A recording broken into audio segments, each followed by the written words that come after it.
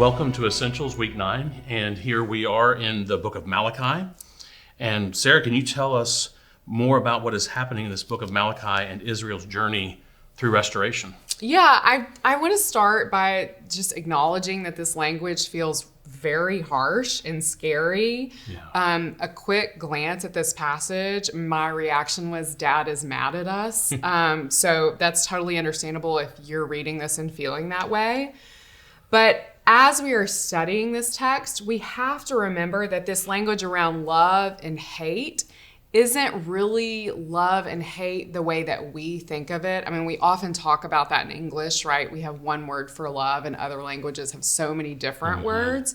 And this is, it's not as much an emotional response as it feels. It's really about identity. Does Israel identify themselves with God is the prevailing question here. Well, and asking that question, where do we find Israel in Malachi?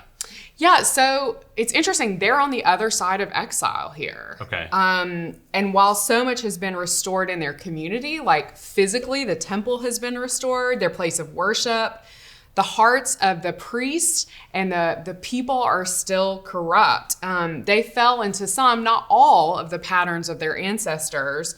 Also, I love the opening of Malachi 1 because it is the sassiest opening, I think, of any book in the Bible, because God says, I love you. And then the people say, how have you loved us?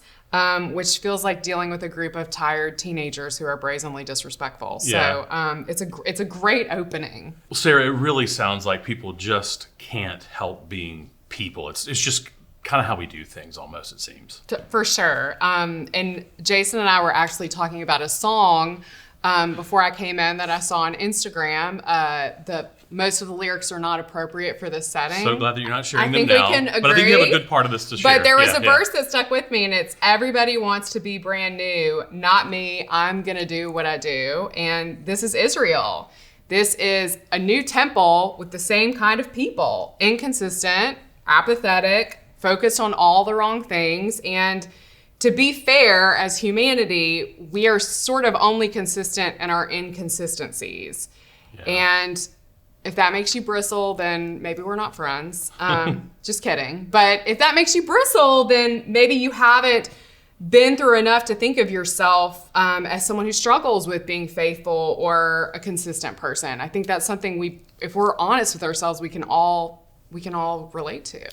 So then how does God work with his people? How does God interact with Israel? How does all this take place? Right. If we're like this? Right. What happens? Right. So it makes me think of that theological phrase people use sometimes, this is such an upside down God, right? Because as inconsistent as we are, God is so consistent in telling his beloved people that they are getting it wrong. I mean, he certainly spends a lot of time on religious leaders getting it wrong. Right. But we get to chapter 3 and we hear this. We hear, I send my messenger to prepare the way before me, and the Lord whom you seek will suddenly come to his temple. The messenger of the covenant in whom you delight, behold, he is coming, says the Lord of hosts. So despite all of this wretched behavior, despite massive inconsistencies, God does not abandon Israel. Okay.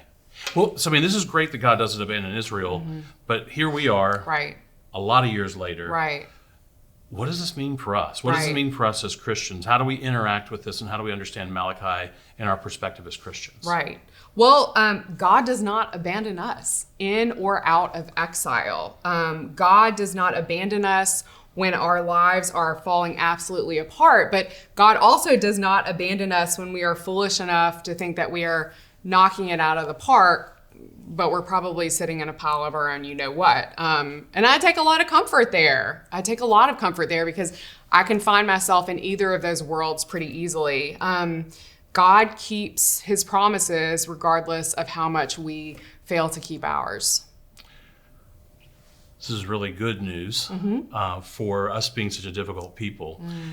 I do hope that as you are studying here in Malachi in these first 3 chapters, that you can have great discussions around this message of God being faithful to us and seeing us through even in our own challenges and difficulties. We hope that you have just a very blessed time together this study. Yeah, thanks.